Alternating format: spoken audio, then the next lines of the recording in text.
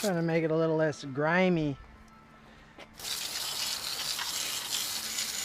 once we install it. Oh, that might be too far. Oh, there's a good deposit. Yeah.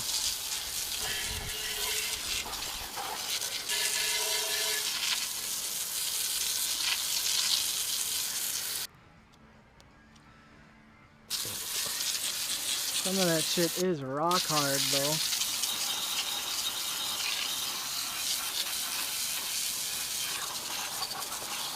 Like I said, as long as I can get most of the slimy, gunky shit off, I'll be happy. Yeah, I should have got the gel. That stuff isn't the best. Apparently. Should have known better. It was only $4. That should be okay now. For the time being, let's put the new trans mount on. Is that thing turned off? What? No, what is it? What the hell is this? A little air drill? No, that's your quarter hex driver. Oh. In the antique form. Ingersoll. Ooh.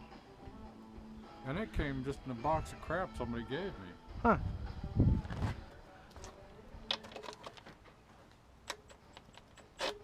Oh, they're 5/8. What do you, whatever, who knows why you needed a square socket like that? Pipe plug?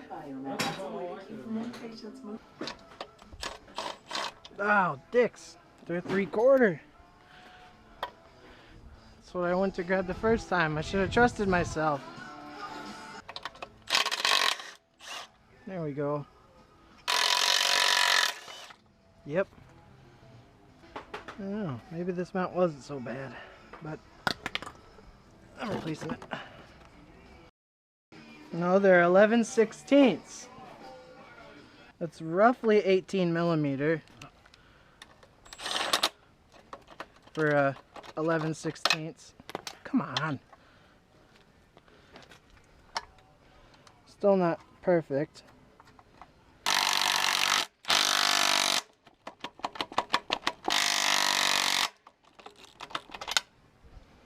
There we go. Hope that's the right way.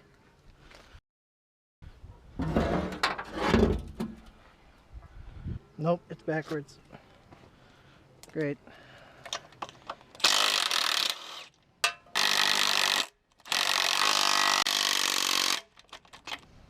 There we go. That looks much more correct.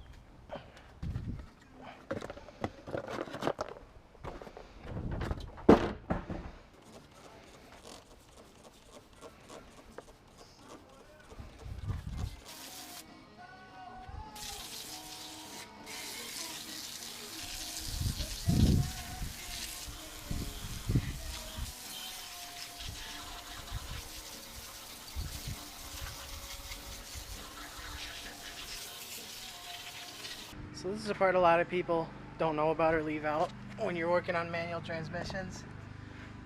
It's lubricating the input shaft and all this with lithium grease so the throwout bearing slides on the shaft nice and it's easy to install into the clutch. Because last time when I put a clutch in this thing, I didn't do this and the throwout bearing is junk now because it didn't retract fully all the time. So before I install this new one, I'm going to lube it up.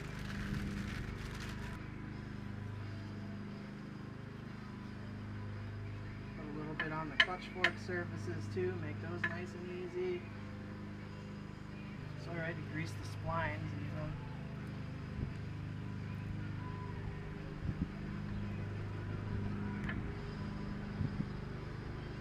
Should be nice and slick for our throwout bearing now. Yeah. Hey, real easy. Special throwout bearing installer tool.